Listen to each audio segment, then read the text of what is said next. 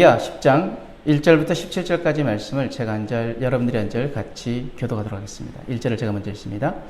아합의 아들 70명이 사마리아에 있는지라 예후가 편지들을 써서 사마리아에 보내서 이스라엘 귀족들 곧 장로들과 아합의 여러 아들을 교육하는 자들에게 전하니 일렀으되 너희 주의 아들들이 너희와 함께 있고 또 병거와 말과 견고한 성과 무기가 너희에게 있으니 이 편지가 너희에게 이르거든 너희 주의 아들들 중에서 가장 어질고 정직한 자를 택하여 그의 아버지의 왕자에 두고 너희 주의 집을 위하여 싸우라 하였더라. 그들이 심히 두려워하여 이르되 두 왕이 그를 당하지 못하였거든 우리가 어찌 당하리요 하고 그 왕궁을 책임지는 자와 그 성읍을 책임지는 자와 장로들과 왕자를 교육하는 자들이 예후에게 말을 전하여 이르되 우리는 당신의 종이라 당신이 말하는 모든 것을 우리가 행하고 어떤 사람이든지 왕으로 세우지 아니하리니 당신이 보기에 좋은 대로 행하라 한지라. 예후가 다시 그들에게 편지를 붙이니 일렀으되 만일 너희가 내 편이 되어 내 말을 너희가 들으려거든 너희 주의 아들 된 사람들의 머리를 가지고 내일 이맘때에 이스라엘에 이르러 내게 나오라 하였더라. 왕자 70명이 그 성읍의 귀족들 곧 그들을 양육하는 자들과 함께 있는 중에 편지가 그들에게 이름에 그들이 왕자 70명을 붙잡아 죽이고 그들의 머리를 광주리에 담아 이스라엘 예후에게로 보내니라. 사자가 와서 예후에게 전하여 이르되 그 무리가 왕자들의 머리를 가지고 왔나이다. 이르되 두 무더기를 쌓아 내일 아침까지 문 어귀에 두라 하고 이튿날 아침에 그가 나가서서 무 백성에게 이르되 너희는 의롭도다. 나는 내 주를 배반하여 죽였거니와 이 여러 사람을 죽인 자는 누구냐? 그런즉 이제 너희는 알라. 곧 여호와께서 아합의 집에 대하여 하신 말씀은 하나도 땅에 떨어지지 아니하리라. 여호와께서 그의 종 엘리야를 통하여 하신 말씀을 이제 이루셨도다 하니라. 예후가 아합의 집에 속한 이스라엘에 남아있는 자를 다 죽이고 또 그의 귀족들과 신뢰받는 자들과 제사장들을 죽이되 그에게 속한 자를 하나도 생존자를 남기지 아니하였더라. 예후가 일어나서 사마리아로 가더니 도중에 목자가 양털 깎는 집에 이르러 예후가 유다왕 아하시아의 형제들을 만나 묻되 너희는 누구냐 하니 대답하되 우리는 아하시아의 형제라.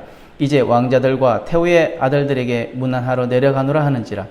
이르되 사로잡으라 하매 곧 사로잡아 목자가 양털 깎는 집 웅덩이 곁에서 죽이니 42명이 하나도 남지 아니하였더라. 예후가 거기에서 떠나가다가 자기를 맞이하러 오늘 레갑의 아들 여호나답을 만난지라. 그의 안부를 묻고 그에게 이르되 내 마음이 네 마음을 향하여 진실함과 같이 네 마음도 진실하냐 하니 여호나답이 대답하되 그러하나이다. 이르되 그러면 나와 손을 잡자. 손을 잡으니 예후가 끌어 병거에 올리며 이르되 나와 함께 가서 여호와를 위한 나의 열심을 보라 하고 이에 자기 병거에 태우고 함께 했습니다.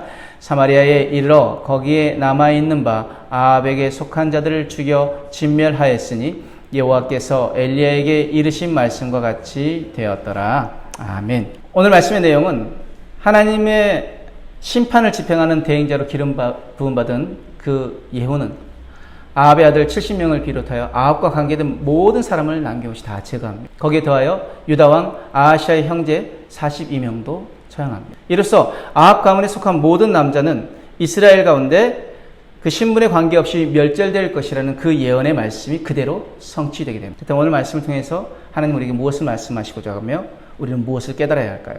먼저 1절에 11절 말씀 보면은 예후의 명령에 이스라엘 귀족들은 그 아합의 아들 70명의 머리를 예후에게로 가져오고 예후는 당시 관행대로 이를 성문 어귀에 달아둠으로 그 심판의 필연성과 엄중성을 백성들에게 알립니다. 비록 이런 잔혹함이 우리에게 당혹감을 주지만 이를 통해서 우상 숭배와 불순종의 죄가 하나님 앞에 얼마나 큰 것인지 우리가 가늠할 수 있습니다. 하나님 가장 싫어하신 것이 무엇이었어요? 바로 우상 숭배였어요. 그래서 십계명 말씀에 나 외에 다른 신을 두지 말라고 분명히 말씀하셨어요. 그리고 분명히 하나님께서 말씀하신 것은 무엇이냐면 순종하라는 것이었습니다. 그래서 신명기의 말씀이 핵심이 뭐냐? 기억하고 순종하면 복을 받지만 잊어버리고 불순종하면 저주를 받는다는 말씀입니다. 그러면서 신명기 28장 말씀에 불순종에 따르는 대가를 알려주시는데 뭐라고 말씀하십니까? 28장 58절에서 62절 말씀에 네가 만일 이 책에 기록한 이 율법의 모든 말씀을 지켜 행하지 아니하고 네 하나님 여호와라 하는 영화롭고 두려운 이름을 경외하지 아니하면 여호와께서 네 재앙과 네 자손의 재앙을 극렬하게 하시리니 그 재앙이 크고 오래고 그 질병이 중하고 오래일 것이라.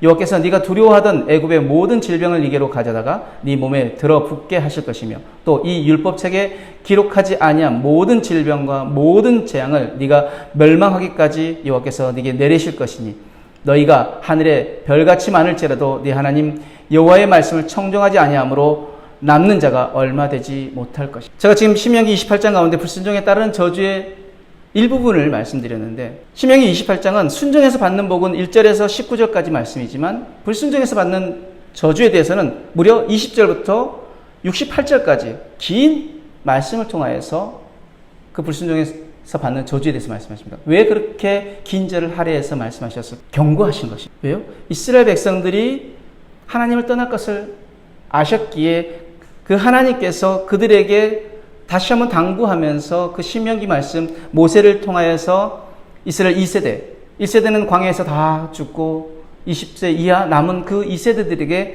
다시 한번 경고하시면서 주신 말씀이 신명기 말씀. 그러면서 뭐라고 말씀하십니까? 이 율법책에 모든 말씀을 지켜 행하지 아니하고 내 하나님 여호와라 하는 영화롭고 두려운 이름을 경외하지 아니하면 그러면서 뭐라고 말씀하십니까? 모든 재앙을 너에게 극렬하게 하실 것이다. 크고 오래고 그 질병이 중하고 오래일 것이다. 분명히 기억하라고 말씀하신 거예요. 우리는 하나님 앞에서 우리가 불순종하고 있는 모습들은 없는지, 우리가 하나님보다 더 사랑하는 것은 없는지 돌아보아 우리 안에 모든 우상들을 하나님보다 더 사랑하는 것들을 우리가 버리고 또한 하나님 말씀에 온전히 따르고 순종함으로 나아가는 우리의 삶이 되어야 될 줄 믿습니다. 12절 17절 말씀에 하나님은 예후를 심판의 도구로 선택하십니다. 그러나 그가 보인 행동은 도를 넘어선 잔인한 열정이었습니다. 유다왕 아하시아의 형제 42명까지 남김없이 죽인 것은 예후의 계산적인 방법이었습니다. 차후에 남아있는 그 발생할 수 있는 정적을 제거하기 위해서 정치적인 계산이 깔린 그런 결정이었습니다. 그런데 이런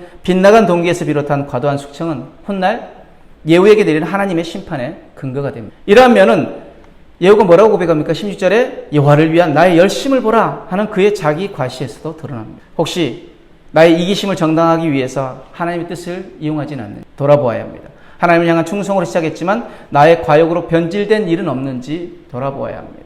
처음에는 열정적으로 교회 일에 열심히 신앙생활하면서 교회 일에 충성하고 봉사하는데 어느 순간 인정받으려고 자기를 인정해주지 않으면 섭섭해하고 또 비난하면 결국 공격하고 무엇입니까? 자기가 인정받고자 하는 자기 과시가 더 드러나는 것입니다. 대표적인 인물이 누굽니까? 사울입니다.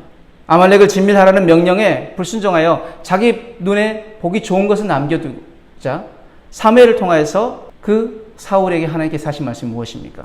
사무엘이 이르되 여호와께서 번제와 다른 제사를 그의 목소리를 청종하는 것을 좋아하신 같이 좋아하시겠나이까? 사무엘상 15장에 22절 23절에 그렇게 사무엘이 이야기하면서 우리가 잘 아는 말씀. 순종이 제사보다 낫고 듣는 것이 순양의 기름보다 나으니 이는 거역하는 것은 사슬의 죄와 같고 완고한 것은 사신 우상에게 절하는 죄와 같으니이다. 왕이 여호와의 말씀을 버렸으므로 여호와께서 왕을 버려 왕이 되지 못하게 하셨나이다. 사울이 했던 것은 그저 자기의 눈에 보기 좋은 것들을 남겨두고 그냥 일부였죠. 그러나 하나님의 평가는 무엇이었습니까? 사무엘을 통하여서 왕이 여호와의 말씀을 버렸으므로라는. 자, 순종은 어떤 것이 순종입니까? 우리가 99% 순종하고 1% 순종하지 못했기 때문에 99% 순종했으니까 대부분 순종한 거잖아요. 그러니까 순종이라고 말할 수 있습니까? 아니요. 순종은 100%. 어떠한 말씀이라 할지라도 그 말씀에 절대적으로 순종하는 것을 하나님이 원하시는. 분명히 하나님의 뜻은 무엇입니까? 아말렉을 다 진멸하라. 그러나 사울은 자기가 판단해서 보기 좋은 것들을 남겨두었다는 거죠. 자, 그런데 하나님의 뜻을 우리가 어떻게 알 수 있을까요? 그것은 모든 일들에 누가 가장 최고의 영광을 얻는지 따져보면 됩니다. 하나님이 최고의 영광을 얻으신다면 그것은 하나님 뜻입니다. 반대로 내가 최고의 영광을 얻는다면 그것은 내 뜻입니다. 기억하십시오. 내 뜻대로 살아가다 보면 결국 한계에 부딪힙니다. 그러나 하나님 뜻대로 살아가는 삶은 누가 책임지십니까? 하나님이 책임지십니다. 그렇다면 하나님의 뜻은 무엇입니까? 하나님의 뜻은 우리에게 분명히 말씀하셨습니다. 내가 거룩하니 너희도 거룩하라고 말씀하시면서 계속 하나님께 뜻을 성경 가운데 알려주셨는데 그 뜻을 확실하게 우리에게 알려주신 것이 바로 데살로니가전서 5장 14절에서 24절 말씀입니다. 또 형제들아 너희를 권면하노니 게으른 자들을 권계하며 마음이 약한 자들을 격려하고 힘이 없는 자들을 붙들어주며 모든 사람에게 오래 참으며 참으라. 삼가 누가 누구에게든지 악으로 악을 갚지 말게 하고 서로를 대하든지 모든 사람을 대하든지 항상 선을 따르라. 그러면서 우리 잘 아는 말씀, 항상 기뻐하라, 쉬지 말고 기도하라, 범사에 감사하라. 이는 그리스도 예수 안에서 너희를 향하신 하나님의 뜻이니라. 분명히 말씀하십니다. 우리는 여기까지만 합니다. 그죠? 그러나 그 뒤에 말씀이 무엇입니까? 성령을 소멸하지 말며 예언을 멸시하지 말고 하나님 말씀을 무시하지 말라는 것입니다. 범사에 좋은 것을 취하고 악은 모든 모양이라도 버리라. 이 모든 것이 하나님이 우리에게 원하신 뜻이었습니다. 그것은 무엇입니까? 거룩입니다. 거룩을 향하여 나가는 삶. 그래서 평강의 하나님 친히 너희를 온전히 거룩하게 하시고 또 너희 온 영과 혼과 몸이 우리 주 예수 그리스도에 강림하실 때에 흠없게 보존되기를 원하노라. 너희를 부르시는 이는 미쁘시니 믿을만하시니 그가 또한 이루시리라. 아멘. 우리의 삶이 하나님 원하신 그 뜻대로 살아가기 위해서 우리가 어떻게 합니까? 끊어내야 할 것은 끊어내고 버려야 할 것은 버리고 우리의 모든 것을 꺾고 하나님의 말씀에 순종하며 나아가야 합니다. 하나님이 사랑하고 예수를 사랑하는 것, 그리고 내 뜻보다는 하나님의 뜻이 우선되어지는 것. 하나님의 뜻이 우선되어질 때 하나님께서 우리에게 무엇을 약속하셨습니까? 먼저 그의 나라와 그의 의를 구하라. 그러면 이 모든 것을 너에게 더하시라. 이 모든 것은 무엇입니까? 무엇을 먹을까? 무엇을 마실까? 무엇을 입을까? 염려하지 말라. 이 모든 것은 이방인이 구하는 것이라고 말씀하셨습니다. 하나님께서 우리에게 있어야 할 모든 것을 다 아신다고 말씀하셨습니다. 그러므로 너희는 먼저 그의 나라와 그의 의를 구하면 너에게 있어야 할 모든 것을 아시는 하나님께서 너에게 다 공급하신다고 말합니다. 그렇다면 우리가 하나님이 우리에게 모든 것을 주신 것을 믿고 우리가 해야 할 것은 무엇입니까? 하나님의 뜻을 행하며 살아가는 삶, 즉 거룩을 위하여 몸부림치며 살아가는 삶이 되어야 될지 믿습니다. 오늘도 이러한 거룩한 몸부림이 저와 여러분에게 있기를 주님으로 축복합니다. 기도하겠습니다. 사랑과 하나님 감사합니다. 어떤 말씀이라도 주신 말씀에 순종하며 오늘 하루도 하나님의 뜻을 나의 손과 발로 온전히 살아내는 삶이 될 수 있도록 축복하여 주옵소서. 감사하며 예수님 이름으로 기도드렸습니다. 아멘.